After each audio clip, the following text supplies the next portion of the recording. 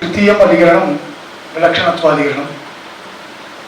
अस्मिन् अधिकरणे न विलक्षणत्वादस्य तथात्वं च शब्दात् अभिमानि व्यपदेशस्तु विशेषानुगतिभ्यां दृश्यते तु असदिति चेन्न प्रतिषेधमात्रत्वात् अपीतौ तद्वत् प्रसंगात् असमञ्जसं न तु दृष्टान्तभावात् स्वपक्षदोषाच्च तर्काप्रतिष्ठानादपि अन्यथा अन्मेयमिति चेत् एवमप्यनिर्मोक्षप्रसङ्गः इति नवसूत्राणि सन्ति। अस्य अधिकरणस्य स्मृत्यधिकरणेन सह संगतिः वर्तते। पूर्वं स्मृत्यधिकरणे मन्वादिस्मृतिभिः वेदान्तवाक्यानाम् उपब्रह्मणं कार्यमिति प्रतिपादितमासीत्। तदुपरि आक्षेपः मन्वादिस्मृतयः तर्कविरुद्धाः सन्ति, तर्कानुगृहीततया विद्यमानायाः कपिलस्मृतेः अवकाशप्रसंगात् तया कपिलस्मृत्या वेदान्तवाक्यानाम् उपब्रह्मणं कार्यमिति पुनः आक्षेपः अत्र कृतः। तत्परिहाराय इदमधिकरणं प्रवर्तते विलक्षणत्वाधिकरणम्। अतएव श्रीभाष्यपङ्क्तौ आरम्भे एव चेतनात्मकस्य प्रपञ्चस्य इत्येव भवति। तदर्थमेव इदं वाक्यम् उद्धृतमस्ति प्रज्ञामात्रः प्राणेऽर्पितः। वेदः एव न पर्याप्तः, तत्र वैलक्षण्यं प्रदर्शनीयं। घटद्वयमस्ति चेत् तयोर्मध्ये भेदः अस्ति। कार्यकारणयोः अनन्यत्वम् अभेदः सिद्धान्ते सम्मतः एव भेद एव इति वैशेषिकवदेव। साङ्ख्याः कथम् भवति? कार्यकारणयोः अनन्यत्वम् अस्माभिः उच्यते। पूर्वपक्षे तु भेदः एव कार्यात् कारणम् अन्यत् इत्येव उच्यते। यः प्रत्येव विद्यते साङ्ख्यः स तु न असत्कार्यवादी खलु, सः असत्कार्यवादी नास्ति। तस्य मते तु कार्यस्य अभिव्यक्तिः इति उच्यते, सः असत्कार्यवादी नास्ति। अत्र तु तर्कः खलु, तर्कः युक्त्या खलु तत्र आक्षेपः प्रसक्तः। तर्कप्रयुक्त आक्षेपः। इदानीं कार्यकारणयोः अनन्यत्वं तावत् जगद्ब्रह्मणोः न भवति, जगद्ब्रह्मणोः न भवति। तस्य विषये विचारः नास्ति, वैलक्षण्यमेव युक्तिः भवति। पूर्वपक्षस्थापिका युक्तिः वैलक्षण्यम् इत्येव। यतोहि ईश्वरीयस्य शेषत्वम् अत्र अस्ति अस्मिन् अधिकरणे। तत्र खलु उच्यते, तत्र पङ्क्तिः एव अस्ति खलु श्रीभाष्ये, इदं सर्वं विलक्षणत्वाधिकरणे वक्ष्यते इत्यपि तत्र उक्तम्।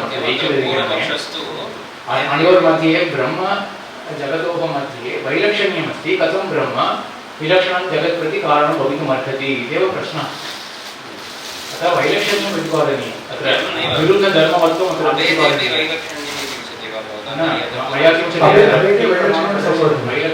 अस्ति तथात्वं च शब्दात् इति अस्ति खलु। कस्मात् शब्दात्? प्राणे अर्पिताः इति शब्दात्। प्रज्ञामात्रः प्राणे अर्पिताः अस्ति खलु। अनेन तत्र इदानीं ज्ञौ इति कथ्यते चेत् तर्हि वैलक्षण्यं प्रतीयते। एकः ज्ञः, अपरः अज्ञः इति, तयोर्मध्ये वैलक्षण्यं प्रतीयते। दासेन उक्तं तत् प्रथमम् अचेतनचेतनयोः अनन्तरं चेतनपरमात्मनोः इत्येव वैलक्षण्यं प्रदर्शितं। कः विलक्षणः धर्मः कः? अनयोर्भेदकः धर्मः कः?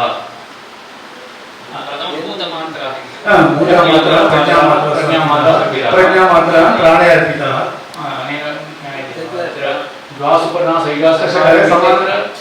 इत्यत्र वा एकम् अभिजातशीति इति अस्ति। तत्र तु वैलक्षण्यं कथञ्चित् वक्तुं शक्यते। एकस्य प्रकाशः अपरस्य नास्ति इति कथञ्चित् वक्तुं शक्यते। अत्र प्रज्ञामात्रेषु अर्पिताः प्राणे अर्पिताः, सः प्राणशब्देनैव कथञ्चित्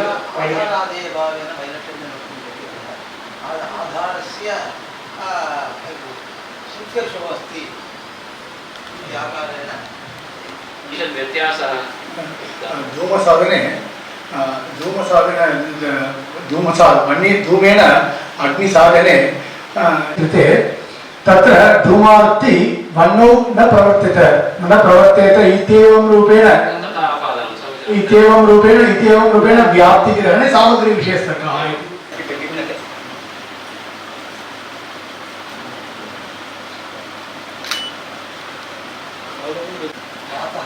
शास्त्र विनोदे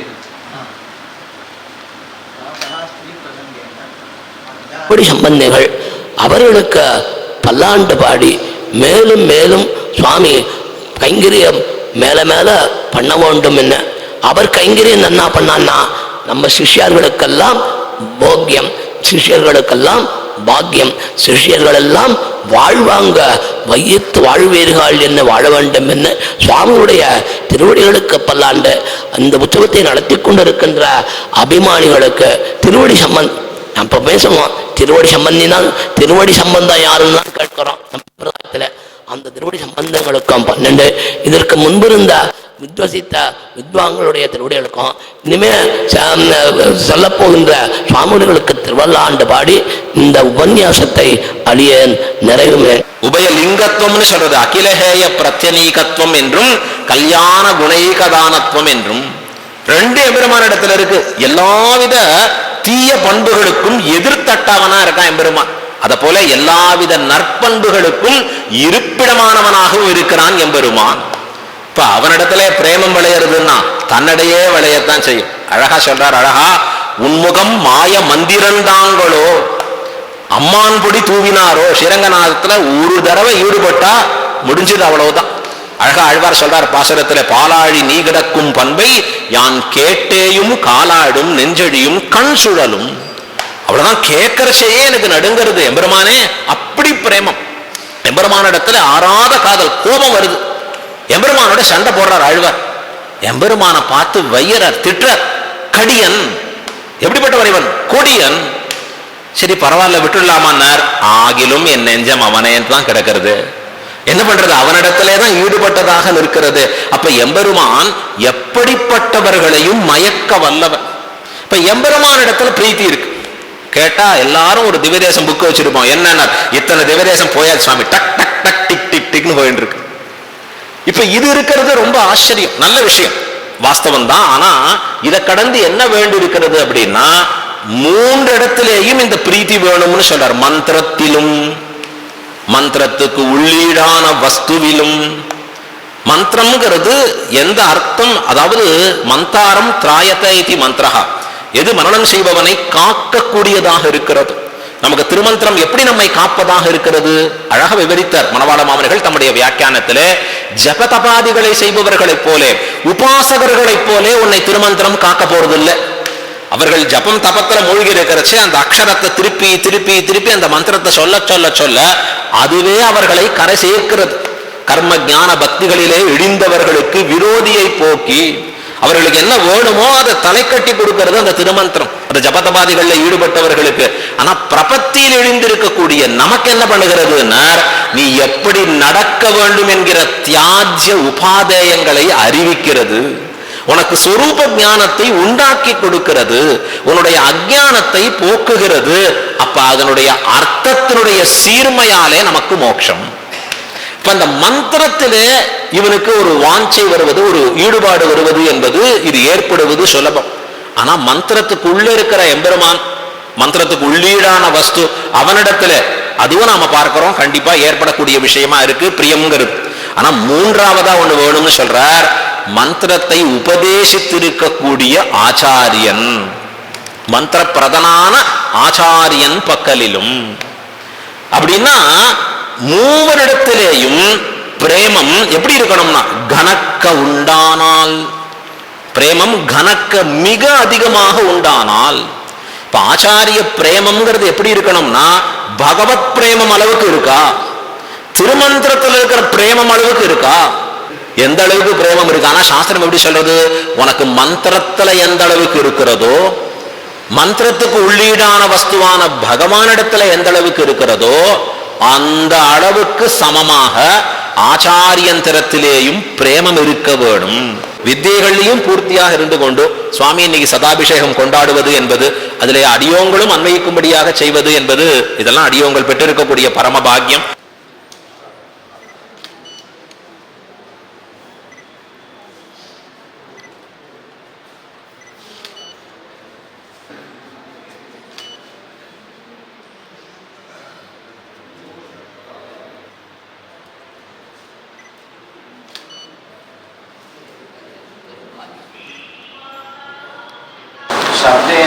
विशेषतया प्रतिपाद्यमानः विद्वान् शब्दः वैदुष्य विशिष्टः न बोध्यते न तु वैदुष्यम् तच्छब्दे तम् अपि तच्छब्देन विशेषतया भगवान् बोध्यते इति அதை வச்சுட்டு சுவாரஸ்யம் வந்து நாண்யன்னு ஏவம் தம் விதித்வான் இருக்கிறதால அதை தம் தச்சப்தத்தை தான் பிரதியோகி வாச்சகமாக எடுக்கணும். வேதாந்தர வியாக்கியானமும் ஒரு கருத்தாக இருக்குன்னு சொல்லுவோம். சுத்த திக்விஜய விபாவிகாது வேதாந்தர வியாக்கியானம் एवं स्मृतैरपि अजोऽपि सन् अव्ययात्मा भूतानाम् ईश्वरोऽपि सन् प्रकृतिं स्वामधिष्ठाय सम्भवामि आत्ममायया इत्यनया स्मृत्या तथा च मनः प्रकृतिजीवोपकार அந்த ஸ்மிருத்தினால என்ன கிடைக்கிறது? இல்லை, ரெண்டாவது முதல் அசாதாரண தர்மம் என்ன சொன்னாங்க? அமிர்த சேதுன்னு ஸ்வசப்தம். அதாவது தமேவ விதித்வான் கச்சேன் அமிர்தத்வம் ஏவம் அனேனைவ பிராப்தியம் விதித்வா தம் ஏதி தம் சரணமேதி தம் உபாயமேதின்னு இங்கே சாதிச்ச அர்த்தத்துக்கு அன்வயம் சொல்ல முடியும். அதான சாட்சாத் தமேதினா பிராப்னோதி. அது பண்ணலாம்.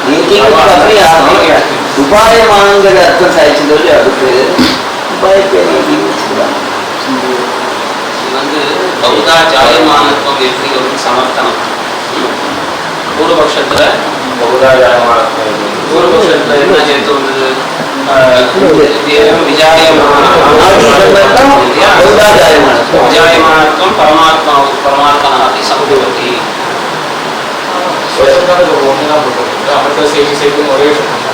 இன்னும் இருக்கு சிலது.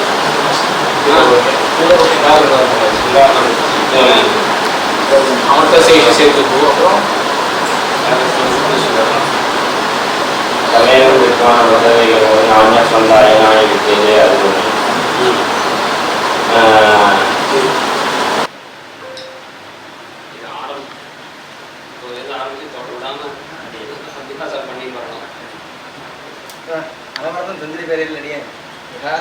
ஒரு அதிகரணம் மாசம் எதுன்னு நாங்கள் பெருமாள் கிட்ட கைங்கரியம் பண்ணி ஒரு மாதத்துக்கு ஒரு அதிகரணம் தயார் பண்ணலாம். அது மாதிரி